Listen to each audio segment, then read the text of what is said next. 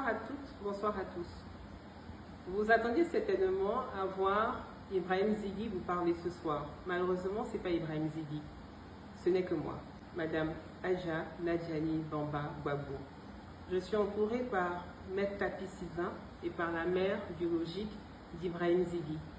Nous avons décidé de vous parler ce soir, mais nous avons choisi les canaux de communication de Zighi parce qu'il n'y a pas meilleur que ces pages Facebook, TikTok, pour que vous puissiez avoir de ces nouvelles. Sans plus tarder, je vais demander à Maître Tapi de vous donner les nouvelles fraîches de notre fils, de votre ami, de votre frère, Ibrahim Zighi. Maître Tapi. Merci beaucoup, madame. Merci, bonsoir, monsieur et madame. Je suis effectivement Maître Tapi, avocat.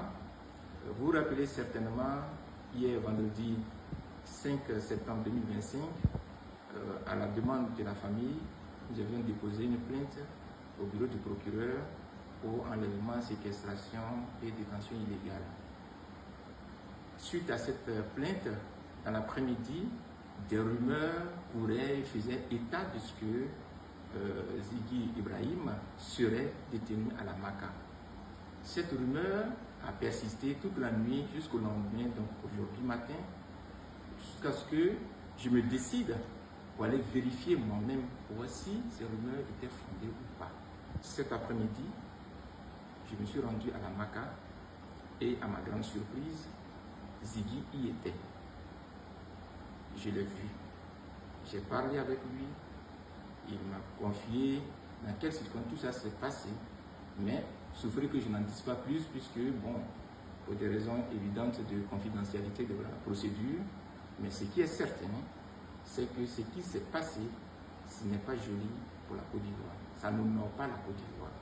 Donc, dès lundi, je me rendrai au bureau du procureur pour lui demander de libérer purement et simplement Zighi parce qu'aucune procédure n'a été respectée. Je tenais à vous le dire. Je te remercie, Maître. Nous allons passer aussi la mère d'Ibrahim Zighi qui a un message aussi à vous transmettre. Maman Samo, moi c'est comme ça que je vous appelle. Maman Samo. Je remercie tous les Ivoiriens. Je vous remercie. Tous les Ivoiriens de tous les pays aussi. Et c'est les hommes du monde entier qui sont en train de parler d'Ibrahim Zighi. Je vous remercie pour tout ce que vous avez fait. Et je crois qu'aujourd'hui, nous sommes en train de vous dire, le maître, l'avocat a parlé.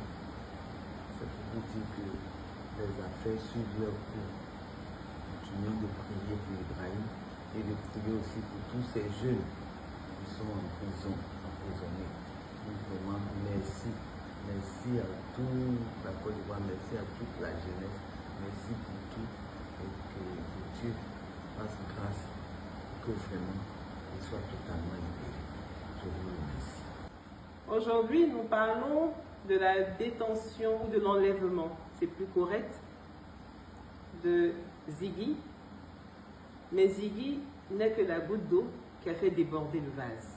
Nous avons en détention à la Maka, Gala Kolebi, Steve Biko, Dosso Charles Rodel, pour ne citer que ceux-là, mais nous avons des militants du PDCI, nous avons des militants du GPS, nous avons donc des militants du PPACI. Nous avons à ce jour au moins 110 détenus à la Maka. Nous demandons donc leur libération pure et simple. Avant de vous laisser, je vais vous lire un texte d'un journaliste qui s'appelle M. Jean-Paul Auro. Et ce texte résume tout ce que moi j'aurais pu dire ce soir. Ibrahim Zighi, prisonnier de l'oubli, la Maka comme gouffre de l'arbitraire. Ibrahim Zighi est détenu à la Maka, pas jugé, pas entendu, pas même informé. On ne sait ni pourquoi il a été arrêté, ni par qui. On ignore ce qu'on lui reproche. Et depuis son incarcération, ni sa famille, ni son avocat n'ont pu le voir.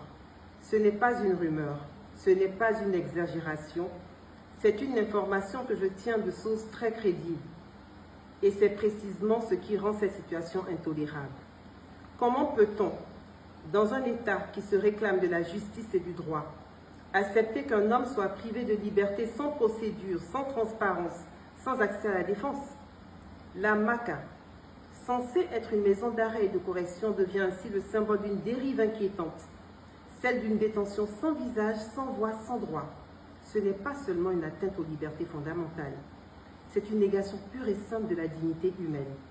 C'est le reflet d'un système qui se permet de faire disparaître des individus dans le silence, comme si leur existence pouvait être suspendue sans conséquence.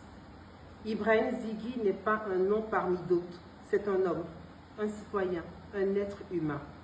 Et aujourd'hui, il est enfermé sans explication, sans recours, sans justice. Nous ne pouvons pas détourner le regard. Nous ne pouvons pas laisser l'oubli faire le travail de l'oppression. Nous devons exiger des réponses, exiger la vérité, exiger le respect des droits les plus élémentaires, car aujourd'hui c'est Ibrahim Zighi, demain ce pourrait être moi. Nous vous remercions, à bientôt.